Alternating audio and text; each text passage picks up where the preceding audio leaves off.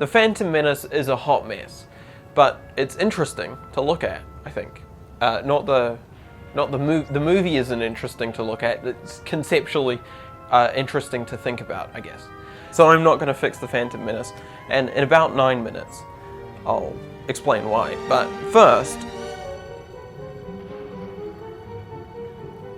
so the Phantom Menace is basically about some guys blockading a planet. So the Jedi decide to pay them a visit and they arrive, but then they decide that they'll go visit the Queen instead, so they go down to the planet, but then they decide that they'll go visit the Gungans instead, and then they decide, no, they will go visit the Queen actually, and then she decides to go to Coruscant.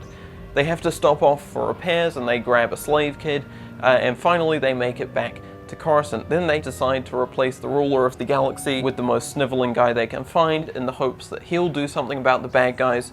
And then they decide, you know what, fuck it, that was a bad plan anyway, and head back to the planet. And then they fight and win. So that's the movie. A big problem would seem to be that George has mistaken traveling around for plot.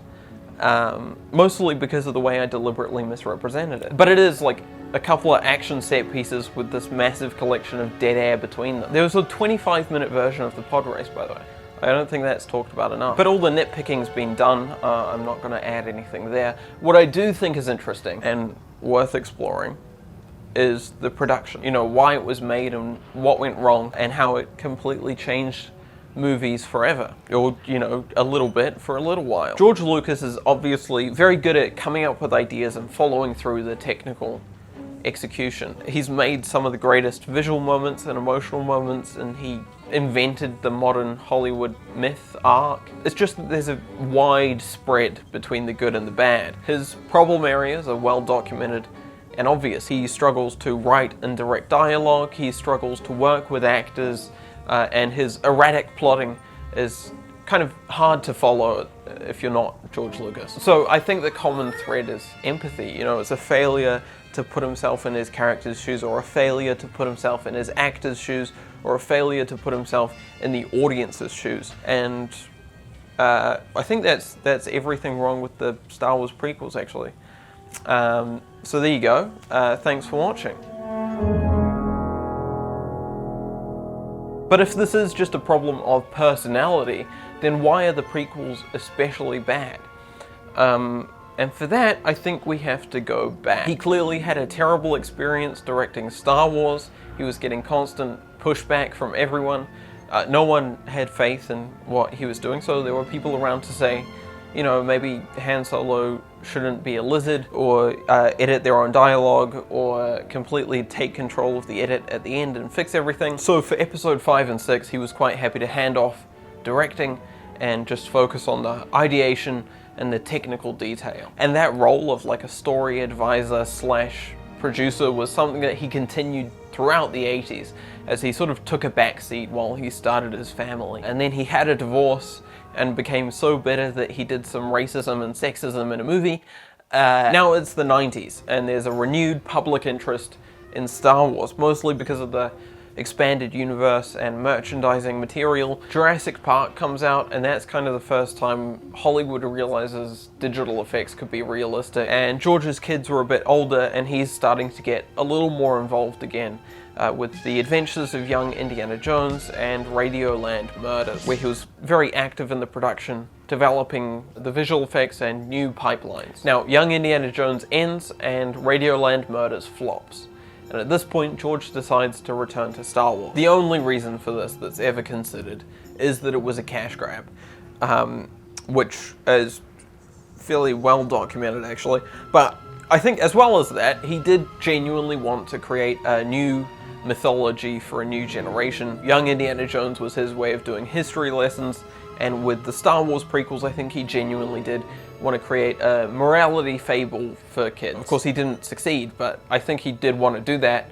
I think he also genuinely wanted to get hands-on with this new tech and push the envelope, because he saw that there was this new way of making movies emerging that would play to his strengths, where the ideation was central and the editing was expansive. So The Phantom Menace was one of the first movies to use pre-visualization, or animated previs, and it was the first movie to use it for anything other than action sequences. The idea being that you could completely make the movie in the computer before it was shot. And that gave George Lucas an incredible amount of creative freedom. He started playing with digital cameras because he wanted to have everything done as a multi-camera shoot, and he planned intentionally to do massive amounts of pickups, and that would give him maximum flexibility in the edit. What this means is that he's constantly rewriting, re-editing. He can start editing a scene before it's written, he can reshoot a scene after it's shot, and it creates this very free-form environment. And then of course he hates the studio system.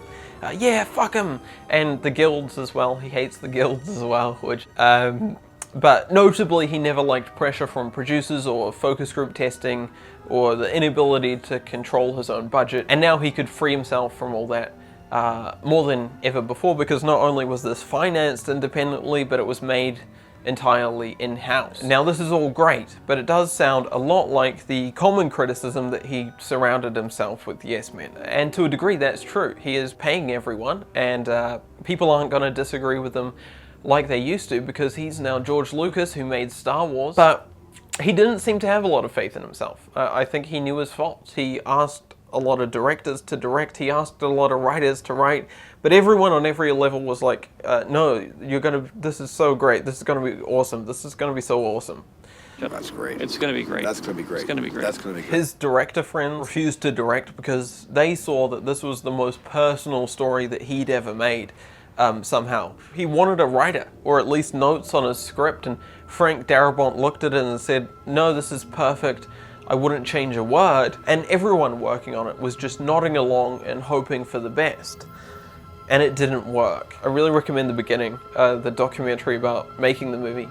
There's no like interviews or voiceovers, it's just footage of making the movie, and you watch it just fall apart, and everyone realized this is going horribly wrong, and trying to make it work as best they can. I think everyone realized they were locked in for 2 more of these, and they scrambled to manage expectations. It had a huge press run building up to it, but you can find all these quotes from George Lucas being like, well, it's never gonna meet expectations, and you know, it's like 90% of what I wanted it to be. Now at this point, things start to change. I think George completely threw out his plan for Attack of the Clones. Everyone gets aged up, Jake Lloyd gets recast, he's able to bring in a co-writer, and things start to click into place a little bit better. The systems are improving, they pre-visualize more, they shoot completely digital, and those improvements continue through to episode 3, where he's able to get more writing help, bring in some co-directors, and at that point his dream of this new way of making movies is realized. But he created this system where you could film before filming, you could edit before editing, you didn't need to have actors in the same place, you could do all of these incredible things, and then he left. And instead of becoming a way for directors everywhere to realize their dreams, it became a way for producers to make perfect cookie-cutter movies. Movies that were planned before they were written and focus grouped before they were shot. All they have to do is be like an avid viewer of their own film as it's coming together. So what this means is the problems with The Phantom Menace are baked in at every stage. It needed more oversight in the writing and the directing, and I can't fix that. And then it does have the same problems with the editing that Attack of the Clones had. When I looked at Attack of the Clones, it was like, okay, there's some bad moments, there's some weak structural stuff, but there is the bones of something that's gonna work. So a little polish went a long way.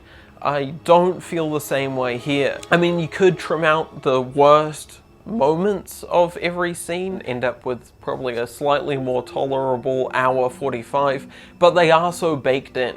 You just end up making it more jarring, more stilted, and more boring. Or you could ruthlessly cut entire plot lines and end up with some bizarre but maybe interesting 30 minutes. But with fixing, my hope is to make small, almost unnoticeable changes, not necessarily based on what I want to see, but changes that convey the intended vision, narrative, tone, pace, just making sensible editing choices, right? That you would make if you were in the position that you had to fix this movie for release.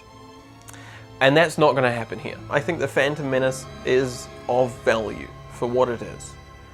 Maybe the last blockbuster made with creative freedom. And it's also partly to blame for that, and it's of value because it's fucking weird. The narrative of these idealists destroying democracy is interesting, the pace is like weirdly hypnotic, the visuals are, you know, all over the place, but some of that stuff is really great, and I like to give it a watch, but if you're going through the Star Wars movies, there's really no need. It doesn't set anything up, and it only makes the others worse by association, and you're not going to extract anything better out of it.